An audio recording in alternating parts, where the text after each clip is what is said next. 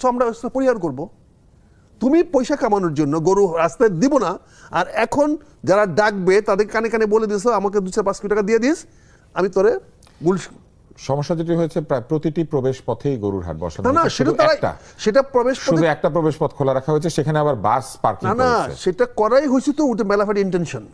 আমি সরকার বাহাদুরকে বলছি, আপনি বলছি যে আমরা কিছু করতে পারবো না, অসহায় আমরা কিছু করতে পারবো না, আমরা অসহায়। ভারত বাংলাদেশের প্রতি শুধু বরি না, একটা জঘন্যতম শত্রুভাবাপন্ন আচরণ প্রকাশ করছে কাঁটাতারের বেড়ার মাধ্যমে। ভারত আমাকে সাহায্য করেছে মুক্তিযুদ্ধে, আমার সহায় শক্তি, আমি তার কাছে কৃতজ্ঞ, ধন্যবাদ জানাই। কিন্তু এই ভারত যখন 1980 সনে জিয়া রহমানের সময় জিয়া রহমানকে চাপে সৃষ্টি করার জন্য 80 সনে প্রথম সে কাঁটাতারের বেড়া শুরু করে। উদ্দেশ্য হলো যে বুঝানো যে বাংলাদেশ তার বন্ধু দেশ নয়। আপনি যদি মনে করেন জিয়া রহমানের সামনে তালপট্টির ব্যাপারটা, ওই দক্ষিণ তালপট্টির বিষয়টা যদি আপনি মনে করেন যে ফারাক্কা ইস্যু যে ছিল, তখন যিনি পারছিল না, তখন সে 1980 সনের দিকে এটা শুরু করেছিল। আনফর্চুনেটলি 81 সনে জেনারেল জিয়া চলে গেলেন, তাকে চলে যেতে বাধ্য হলো। অর্থাৎ এই ভারতীয় ষড়যন্ত্রের কারণেই অনেকেই বলে ভারত এই কাজটা করেছে, যদিও আমাদের কোনো সরকার এটা তথ্য প্রমাণ দিয়ে পর্যন্ত ইনকোয়ারি করে প্রকাশ করে নাই। কিন্তু আমি ব্যক্তিগত বিশ্বাস করি এটা ভারতের ইচ্ছাই ঘটনাটা ঘটেছে। কারণ ভারত বাংলাদেশকে থ্রেট মনে করে, এটা ভাবতে তো অবাক লাগে। তারা বলতে চায় যে আমাদের এখান থেকে প্রচুর মানুষ সীমান্ত অতিক্রম করে ওখানে যায় এবং আসে না।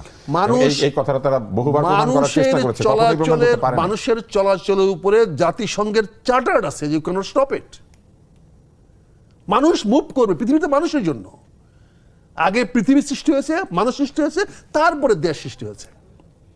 ভৌগোলিক সীমা তো এটা রাজার ইচ্ছা, ভৌগোলিক সীমা পরিবর্তনশীল, কিন্তু মানুষ তো পরিবর্তনশীল না। শান্ত সাহেব, আপনি আইন আছে, ভিসা ছাড়া মানুষ আইনটা যাবে না। কে বানায়? What is visa?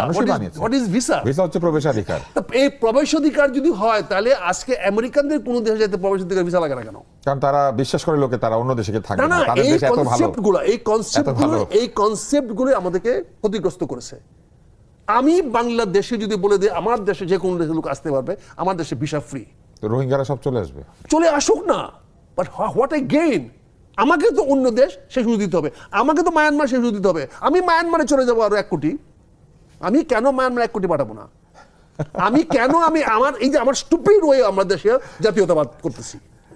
আমি 20 কোটি মানুষের দেশের মানুষ কেন সীমান্ত নিয়ে কথা বলবো, কেন ভিসা নিয়ে কথা বলবো? একসময় একটা আন্দোলন হতো, ভিসা মুক্ত বিশ্ব চাই। না, আমি সে আন্দোলন করব, আমি বলবো কোন রাষ্ট্রের সীমান্ত রেখা থাকবে না। রাষ্ট্র তাহলে কি করে নিজের এটা তো রাষ্ট্রের কাজ না সীমান্ত রক্ষা সংরক্ষণ করা। সীমান্ত ছাড়া রাষ্ট্র কেন? না, এই যে ভাই, এই যে কনসেপ্টগুলো আপনি বুঝার চেষ্টা করুন। রাষ্ট্র গঠিত হয় কিভাবে? রাষ্ট্র তো পরবর্তী গঠিত হয়।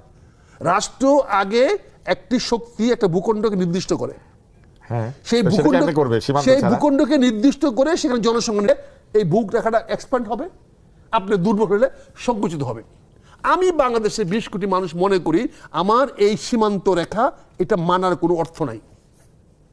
আমার লোক যেতে পারে, গুলি করে মান্না বেটা, কয়টা মারবি তুই? কিন্তু সেটা তো একটা ফেলানি মারলে আপনি পড়ে যান কা। একটা ফেলানি মারার পরে 500 ফেলানিকে কেন ওই সীমান্ত রেখা গিয়ে আক্রমণ করলেন না?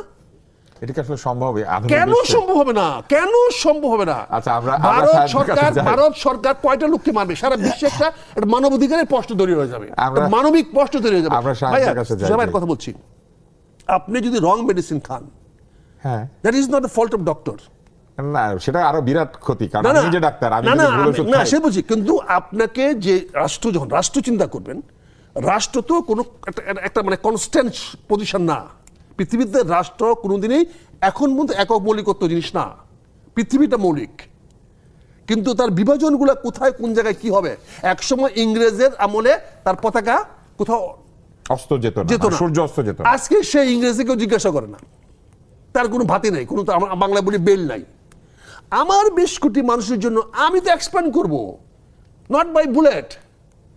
আমি কথা বলে, মানবিক কথা বলে, তারা যখন গণতন্ত্রের কথা বলে, গণতন্ত্র মানে মানুষ, কোন রাষ্ট্রের মানুষের মধ্যে সীমাবদ্ধ নয়। তাহলে আজকে তো আমেরিকান সব লোক বাড়ি করে দিতে হবে, তাদের অরিজিনাল পিপুলই তো নাই। আমাদের বাংলাদেশেও তো আমরা অরিজিনাল পিপুল নাই। এখানে তো আমার আফগান আছে, পাঞ্জাবি আছে, আমার অ্যারাবিয়ান আছে, তার্কিশ আছে আমার দেশে। তাহলে আমরা তো অরিজিনাল বাঙালি না। আমাদের আমরা কঠিন তর্কের মধ্যে না না প্রবেশ কঠিন করছি। আমরা সবাই একটু বুঝতে হবে শান্তের কাছে যাই যে আমরা বোঝার চেষ্টা করব। ভারতের অবস্থাটাকে জাতিগতভাবে সবাইকে নিয়ে তীব্র প্রতিবাদ করতে হবে এবং বলতে হবে তোমার এই সীমান্ত রেখা আমরা মানি। তাতে করে এক এক গোষ্ঠী এক এক এরিয়াতে জনবসতি গড়ে উঠতো এবং এক এক এরিয়া তার দখলে থাকতো। সেটাও কিন্তু এক ধরনের মানে তার এরিয়ার ছিল যে এই এরিয়াটা আমার এই জনগোষ্ঠীর। এবং এক এক রাষ্ট্র ভারত উপমহাদেশে যে বিভিন্ন সময় বিভিন্ন শাসকরা যে জায়গা এক্সপ্যান্ড করেছে, দখল করেছে, ওই জায়গা থেকে বেরিয়ে আসার জন্যই আধুনিক রাষ্ট্র ব্যবস্থায় রাষ্ট্রবিজ্ঞানীরা এই যে ভৌগোলিক সীমারেখার কনসেপ্টটা এনেছেন এবং এটা পৃথিবীর সব দেশ মেনে নিয়েছে। যারা এখন তারপরও আগ্রাসী মনোভাব দেখাচ্ছে, যেমন ইয়েতে আপনার গাজায় ইসরায়েল ওইদিকে দখল করতে চায়, আমেরিকা এই দেশে ওই দেশে এক্সপ্যান্ড করতে চায়, এটা আইন যদি মানতো এটা পারতো না। সুতরাং রাষ্ট্রের ভৌগোলিক সীমারেখাটা আধুনিক রাষ্ট্র ব্যবস্থায় রাষ্ট্রবিজ্ঞানীদের যে কনসেপ্ট এটা চলছে, যতদিন পর্যন্ত আন্তর্জাতিকভাবে এই কনসেপ্টটা বিলোপ না হবে ততদিন পর্যন্ত এটা মেনে নিয়েই আমাদের চিন্তা করতে হবে যে তাহলে আমরা এটা এই যে সীমান্ত যেহেতু থাকবে, আমার টেরিটরি আছে, আমার মানচিত্রে আমার একটা এরিয়া আছে যে বাংলাদেশ মানে এটুকু, ভারত মানে এটুকু, পাকিস্তান মানে এটুকু, এটা যতদিন আছে ততদিন পর্যন্ত আমাকে ওই যে আমার আর তার সীমান্ত ওইখানে কি কি অনিয়ম হচ্ছে, কি কি অবৈধ হচ্ছে, কি কি বেআইনি হচ্ছে, সেটা কিভাবে রোধ করবে এবং কেন হচ্ছে সেটা হচ্ছে ম্যাটার অফ ডিসকাশন। এখন আপনি যেটা বলছেন কাঁটাতারের বেড়া, কাঁটাতারের বেড়া কেউ তার নিজ দেশের জনগণের এবং তার দেশের সুরক্ষার জন্য যদি কেউ প্রাচীর তোলে, এর আগেও তো বহু দেশ প্রাচীর তুলেছে, মানে ওয়াল তুলেছে, তো ওয়াল দিতে অনেক টাকা খরচ, সে ওয়াল না দিয়ে কেউ কাঁটাতার দিতে চায়, কাঁটা ছাড়া তার তাতে এটা আমার হেডেকের বিষয় না। আমার বিষয় হচ্ছে সে যেখানে আইনসম্মতভাবে যেখানে সে দিতে পারে না সেখানে ঢুকে দিচ্ছে। দ্বিতীয় হলো গিয়ে এই যে সীমান্তে হত্যাকাণ্ডটা ঘটছে কেন? এইখানে একটা ট্রেড ইমব্যালেন্স, পাশাপাশি দুইটা দেশের মধ্যে যদি দামের পার্থক্য থাকে কোনো পণ্যের এবং চাহিদার ভারসাম্য না থাকে, চোরাচালান হবেই, পৃথিবীর সব দেশে হয়। সেখানে ভারতের মধ্যে বাংলাদেশের চোরাচালান, বাংলাদেশ থেকে কিছু দেশ ভারতে যায়, ভারত থেকে কিছু জিনিস ভারত থেকে কিছু জিনিস আসে।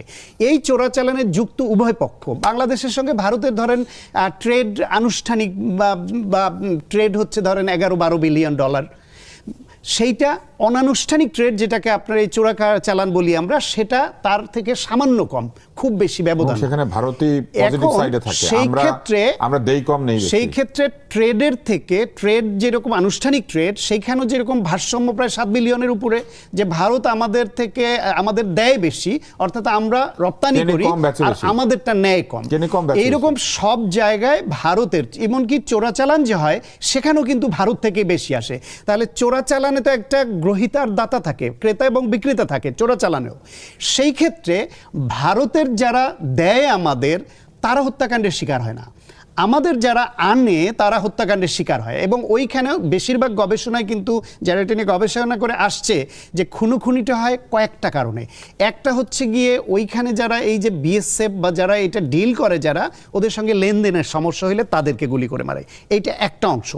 আর একটা অংশ হচ্ছে তাদের আগ্রাসী মনোভাবকে তারা প্রকাশ করবার জন্য, আধিপত্যবাদকে প্রকাশ করবার জন্য তারা গুলি দিয়ে মেসেজ দেয় যে এই তোমরা আমাদের কথা শুনছো না, এই একটা মেসেজ দিলাম। সেই মেসেজটা কি, যখন ধরেন বাংলাদেশ চায়নার দিকে একটু টাই আপ বেশি হচ্ছে, চায়নার মুখী হয়ে যাচ্ছে, তিস্তা ব্যারেজ নিয়ে চায়নার সহযোগিতা নেওয়ার একটা আলোচনা উঠলো, আমার পদ্মা ব্যারেজ হওয়ার জন্য চায়নার সহযোগিতা নেওয়ার আলোচনা উঠলো, অথবা অন্য কোনো দেশের সঙ্গে এমন একটা চুক্তি হলো যেটা ইন্ডিয়ার স্বার্থের সঙ্গে যায় না, তখন তারা এই বর্ডারে তারা গুলি ছুড়ে আমার 2টা লাশ ফেলে মেসেজ দেওয়ার চেষ্টা করে যে তোমরা আমাদের কথা না মতো চললে আমরা এই মেসেজটা দিলাম। এইটা হচ্ছে বর্ডার কিলিংয়ের প্রধানত কারণ। তারা আমার ভূমির মধ্যে ঢুকে আমার কৃষকের ফসল নিয়ে যায়, গরু নিয়ে যায়, সব নিয়ে যায়। এখন এইটাকে বাংলাদেশ ডিল করতে ব্যর্থ হয়েছে 55 বছর ধরে প্রতিটা সরকার। সেটা হলো it's a matter of human rights violation. রাজনীতি দিয়ে, শক্তি সামর্থ্য দিয়ে, যুদ্ধ করে এটাকে বন্ধ করবার মতো পরিস্থিতিতে বাংলাদেশ নাই, এটা রিয়ালিটি। বক্তব্য অনেক দেওয়া যাবে, নেপাল ইন্ডিয়ার সঙ্গে অনেক কিছুতে চেস করে, শ্রীলঙ্কা ইন্ডিয়ার আগের যে তাদের কথা মানছে না, এই ভুটানের মতো দেশ আগের মতো তোয়াজ করছে না যে আমার বাজেটটা তুমি করে দাও। পার্শ্ববর্তী সব দেশের সঙ্গে বৈরিতা ইন্ডিয়ার শুরু হয়ে গেছে, ছোট দেশগুলো, পাকিস্তানের সঙ্গে তো ছিলই, চায়নার সঙ্গে ছিল। বাংলাদেশকে তারা ব্যবহার করেছে আওয়ামী লীগের ভাষায় স্ত্রীর মতো। আওয়ামী লীগের শীর্ষ মন্ত্রীরা বলতেন যে বাংলাদেশের সঙ্গে সম্পর্ক স্বামী স্ত্রীর। বর্ডার কিলিংয়ের পরে আপনার ইন্ডিয়ার আগে বাংলাদেশের মন্ত্রীরা, ওই আওয়ামী লীগের মন্ত্রীরা তাদেরকে ডিফেন্ড করতো যে চোরাচালান করলে মারবে না তারা, চোরাচালান তো ওই দেশের ওরাও করে, ওদের একজন মরে না কেন। এখন এইরকম ট্রেড ইমব্যালেন্স কালচারালি, আমার টেলিভিশন ওইখানে দেখা যাবে না, ওদের সব আমাদের এখানে দেখতে হবে। আমার শিশু সন্তানরা টেলিভিশন দেখে দেখে হিন্দি কালচার শিখবে, আমার গৃহবধূরা ওদের সিরিয়াল দেখে কুটনামি শিখবে। আমরা সেই অপকালচারটাকে গ্রহণ করছি, আর আমার ভালো টেলিভিশনটাকে ওর ওইখানে দেখতে দিবে না, কারণ আমার পণ্যের বিজ্ঞাপন আমার টিভিতে গেলে ওর এই 7 সিস্টার্স বা আশেপাশের দেশে পশ্চিমবঙ্গে আমার পণ্যের চাহিদা বাড়বে। সব কিছুর পেছনে তাদের আগ্রাসী মনোবাদ, আধিপত্যবাদ, এবং তারাই সব দখলে রাখবে এবং আমাদের পদানত করে রাখবে। এখন এইখানে থেকে উঠে আসবার জন্য আমাদের যে রাজনীতি দরকার, সেটা 55 বছর আমরা করতে পারিনি। আমাদের যে সামরিক বা অন্যান্য ক্ষেত্রে যোগ্য হয়ে ওঠার ব্যাপার, সিঙ্গাপুরের মতো ছোট দেশ পাচ্ছে, তারে তো কেউ চোখ রাঙাইতে পারে না। আমার কিসের ঘাটতি ছিল? আমরা সেই দিকেও যাইনি। আমার আবার এখানে এমন একটা মনোভাব আমরা গেঁথে নিয়েছি বা গেঁথে দিতে সক্ষম হয়েছে ইন্ডিয়া, যে এই দেশের খাতির যত্ন করে তাদের প্রতি তাদের একটা আনুগত্য তৈরি করে বা সম্পর্ক তৈরি করে। তারা এই দেশের আমলাদেরকে ট্রেনিংয়ের নামে নিয়ে বিনোদন দিয়ে, আমলাদের মধ্য দিয়ে কারা চৌকস, তারা ভবিষ্যতে বিভিন্ন গুরুত্বপূর্ণ দায়িত্বে যাবে সে অ্যাসেসমেন্ট করে, তাদের সঙ্গে লিঙ্ক আপ করে আপনার দেশের ফাইল মুভ করার আগে, আপনার সরকারের সিদ্ধান্ত হওয়ার আগে ওরা জেনে যায় যে আপনার সচিবালয়ে কি হচ্ছে, আপনার বিভিন্ন বাহিনীতে কি হচ্ছে। এটা তারা পেরেছে। আমাদের জাতীয়তা বোধ তৈরি হয় নাই, আমার দেশপ্রেম তৈরি হয় নাই। আমরা ওইভাবে সুসংগঠিত একটা রাষ্ট্র, একটা জাতি হিসেবে যেভাবে বেড়ে ওঠা দরকার ছিল, যে গাইডলাইন, গাইডেন্স, শাসন ব্যবস্থা দরকার ছিল, যে রাজনীতি দরকার ছিল, সেটা আমরা করতে পারি না। ইন্ডিয়াকে গালি দিয়ে লাভ কি? পৃথিবীর সব দেশ তো বিভিন্ন এজেন্সির মাধ্যমে, গোয়েন্দাদের মাধ্যমে তার নানান রকমের স্বার্থ উদ্ধারের কাজ তো করে। এটা তো ইন্ডিয়া একা করে না, অন্যান্য দেশও তো করে তাদের গোয়েন্দাদের মাধ্যমে। তো ইন্ডিয়ার কাছে আমরা ধরা দেই নিজেরা। আমরা ওই যে আলোচনা আগে বলেছিলাম যে দাস হলে সেটা হচ্ছে পরিস্থিতির শিকার, সে দাস হিসেবে চাকরি করছে বা বাধ্য হচ্ছে থাকতে, দাসত্ব স্বীকার করছে। কিন্তু তার পরিস্থিতি পাল্টে গেলে সেই দাসটা আবার নর্মাল মানুষ হিসেবে প্রতিবাদী হতে পারে, তার সব ভূমিকা রাখতে পারে। কিন্তু দাস মনোবৃত্তি যদি কেউ একবার ধারণ করে, সে যে অবস্থায় থাকুক, তার মনোবৃত্তিটার মধ্যে দাস ঢুকেছে। আমাদের দেশের মানুষের মধ্যে, বিরাট সংখ্যক মানুষের মধ্যে দাস মনোবৃত্তি ঢুকে গেছে। আপনি দেখবেন যারা উঠতে বসতে আমেরিকাকে গালি দেয়, আমেরিকার বিশেষ দিবসে 1 বছর ইনভিটেশন কার্ড না পেলে তারা নিজেদেরকে খুবই দুর্ভাগা মনে করে যে আমি তাদের গুড বুক থেকে সরে গেছি। যারা ইন্ডিয়াকে গালি দেয়, ইন্ডিয়ার একটা টিমে পায় না তাদের সেটা ভিন্ন ইস্যু। যারা ইন্ডিয়াকে গালি দেয় তার মধ্যে বিরাট একটা অংশ আছে যারা ওই ইন্ডিয়ার বিশেষ দিবসে অ্যাম্বাসিতে বা প্রোগ্রামে দাওয়াত না পেলে তারা মনে করে এইবার ইন্ডিয়া আমাদের গোনায় ধরে নাই। সেই হাউতাস শুরু যায়, বিশেষ জায়গায় যোগাযোগ শুরু হয়ে যায়। আমি জেনে বলছি, প্রত্যক্ষভাবে জানি, আপনিও জানেন। তাহলে আমরা হচ্ছে মুখে এক, কাজে এক, অন্তরে আর এক। ফলে এইরকম দাস মনোবৃত্তি নিয়ে একটা জাতি খুব বেশি এগোতে পারে না। তবে 16 বছর ধরে ভারত একটা উপকার করেছে আমাদের। এই দেশে তাদের একটা ভৃত্যকে বিনা ভোটে ফ্যাসিবাদী কায়দায় রাষ্ট্র ক্ষমতায় রেখে এদেশের অনেক মানুষের চোখ খুলে দিয়েছে যে ইন্ডিয়ার পদানত হলে আমাদের পরিণতি কি হতে পারে। এখন অনেকের মানসিকতা পরিবর্তন আসা শুরু করেছে। যদি এই পরিবর্তনের রাজনীতিটাকে আমরা ধারণ করে এগিয়ে নিতে পারি, ডেফিনেটলি আমাদের চেঞ্জ হবে। 16 বছরের শেষের 10 বছর আমাকে ভিসাও দেয় নাই। আপনার ফেসবুকে স্ট্যাটাস খুঁজতো, ফেসবুকে স্ট্যাটাস খুঁজতো যে আপনি কি লিখতেন, টোকেন বিক্রি হতো, সেটা প্রতিবাদ করেছিলাম। ভিসা নিতে ফেসবুকের স্ট্যাটাস সেটা খুঁজে আপনাকে আটকেছিল, টোকেন বিক্রি করতো। তুষার ভাই, এখানে যে জিনিসটা শান্ত সাহেব বললেন, এটা কতগুলো জিনিসকে তো আমাদের অ্যাপ্রোচ চিন্তা করুন। উনি আধুনিক রাষ্ট্রের কথা বলছেন, সেই মতো শেখাচ্ছেন। তা আধুনিক রাষ্ট্র যখন তুরস্ককে ভাঙা হয়েছিল তখন আদর্শ রাষ্ট্র হয়নি? আমার ইসলামিক রিপাবলিককে যখন ভাঙা হয়েছিল তখন তুরস্কের তখন প্রশ্ন ওঠে নাই? আমার মোগল সাম্রাজ্যকে যখন ভেঙে ইস্ট ইন্ডিয়া কোম্পানি ক্ষমতা দখল করলো তখন আধুনিক রাষ্ট্রের প্রশ্ন ওঠে নাই? যখন সোভিয়েত রাশিয়াকে ভেঙে আপনি টুকরা টুকরা করে ফেললেন তখন আধুনিক রাষ্ট্রের কথা প্রশ্ন ওঠে নাই? সেটা তো বলে যে রাষ্ট্রগুলি একে অন্যের সাথে প্রতিদ্বন্দ্বিতা করবে। তাহলে রাজনৈতিকভাবে আপনি পরাস্ত হয়েছেন। আপনি যখন গিয়ে আপনি সীমান্ত গিয়ে আপনি ইরানের বর্ডারে গিয়ে আক্রমণ করবেন তখন আপনার এই আধুনিক রাষ্ট্রের কথা মনে পড়ে না? এগুলো আমাদেরকে কিছু বুঝাচ্ছে, আমাদের মৌলবীরা যেন ওয়াজ করে বুঝায় না, আমাদের ব্যাস শিখায়, দুজক শিখায়, এরকম এরাও আমাদেরকে এগুলো শিখায়। এই যে বলে আইনসম্মত। তাহলে আপনি কি বলবেন যে আধুনিক রাষ্ট্রচিন্তা আসলে আধুনিক স্ববিরোধী? কোন জিনিস না। স্ববিরোধী। আধুনিক বলতে কি? আধুনিক তো আধুনিক মানে এই সময় আজ থেকে 10,000 বছর আগে আধুনিক ছিল। হ্যাঁ, এখনকারটা এখন আধুনিক। এখন যেটা রাষ্ট্রের সীমারেখা থাকা উচিত না তাইলে, এবং তাহলে না, আমি তো শাসন ব্যবস্থা রাষ্ট্রের নির্ধারিত হবে সীমারেখা শাসন ব্যবস্থায় বিশ্বাস করি না। কারণ আপনাকে শাসন করার ক্ষমতা তাহলে আমি আপনি কেন যুদ্ধ দেব? করেছিলেন যে? আমাকে আপনি শাসন আপনি না, আমার একটা ভোটে প্রশ্ন নির্বাচিত আছে। হতে চান না? আমার একটা প্রশ্ন আছে। ভোটে নির্বাচিত আমি হতে চান না? কার ভোটে নির্বাচিত হব? কিন্তু আপনি যে যুদ্ধ আপনার করেছিলেন, আপনি দেশের একটা সরকার সীমারেখাকে পরিচালনা স্বাধীন কারা করতে ভোট দিব? এটার একটা এরিয়া থাকা দরকার না? আমার প্রশ্ন হচ্ছে আমি কার ভোটে নির্বাচিত হব যার ভোটের কোনো মূল্য আমি পাবো না, যে আমার যার ভোট গণনা হবে না। আমার একটা প্রশ্ন আছে, আপনি যে যুদ্ধ করেছিলেন মুক্তিযুদ্ধ, তখন তো একটা সীমানাকে স্বাধীন করার জন্য যুদ্ধ না করেছিলেন। না, সীমার জন্য না। আমরা পাকিস্তানি আধিপত্যবাদ থেকে মুক্ত হওয়ার জন্য করে যুদ্ধ। কিন্তু একটা সীমা সীমাবদ্ধ তো ছিল, এলাকা না? পাকিস্তানের যে যুগ এলাকা ছিল। আজকে হ্যাঁ, আপনি ওইখান থেকে স্বাধীনতা আজকে আপনি চেয়েছেন না? ভারতের আধিপত্যবাদের বিরুদ্ধে বলছেন। আমি আধিপত্যের বিরুদ্ধে বলবো কেন? আপনি হোল ভারত পাকিস্তানের যদি- স্বাধীনতা চেয়েছিলেন? আমি হোল পাকিস্তান স্বাধীনতা চেয়েছিলাম 45 সনে। না, 71-এ কি চেয়েছেন? 71 তো আমি আলাদা একটা ভূমিকে না, কেন্দ্র করে না, আপনার জনগোষ্ঠীকে কেন্দ্র করে চাননি? আমি পাকিস্তানি আধিপত্যবাদ আমার উপরে যেটা আছে, আমার উপরে আমার সঙ্গে যারা ছিল, আমার সঙ্গে হিলট্রেস ছিল না। হিলট্রেস পাকিস্তান আধিপত্য বিরুদ্ধে যুদ্ধ করে নাই, যেটা পাকিস্তান হিলট্রেস আমাকে পরে দখল করতে হয়েছে। কিছু অংশ করেছে, কিছু অংশ করে নাই। আধিপত্যবাদ, পাকিস্তান তখন আধিপত্যবাদ। কাশ্মীরটাকেও দাবি করতেন তাহলে না, যে না, কাশ্মীর যাবো কেন আমি তো কাশ্মীর না, কাশ্মীরি না। আপনি একটা ভৌগোলিক সীমানাকে আরে ভাই, বেস ধরে আপনি যুদ্ধ কথা করেছেন না? বলে কোনো নিশ্চিত করো। আমি তো পাকিস্তানি আধিপত্যবাদ তো আমার উপর চালাইছে সে আমার উপর আপনি চালাচ্ছে। বলতে যাচ্ছেন যে যুদ্ধটা ছিল আধিপত্যবাদের বিরুদ্ধে, কিন্তু একটা পাকিস্তানে নির্দিষ্ট সীমানা বিষয়। আমার আধিপত্য পাকিস্তান আধিপত্যবাদের বিরুদ্ধে। রাষ্ট্র তো এবং- সীমানা ছাড়া চলে না। আর এই যে এটা আপনার ডেফিনিশন। আমরা আমি ওনার আপনার চিন্তা শুনুন- শোনার চেষ্টা না, না, করছি। না, এটা আমার একটা শুনুন, চিন্তা। শুনেন আমার কথা। রাষ্ট্রটা এটা একটা হলো আপনার একটা ধারণা, এটা কোনো স্ট্রাকচার নাই, এটা ধারণা। এখন ভারত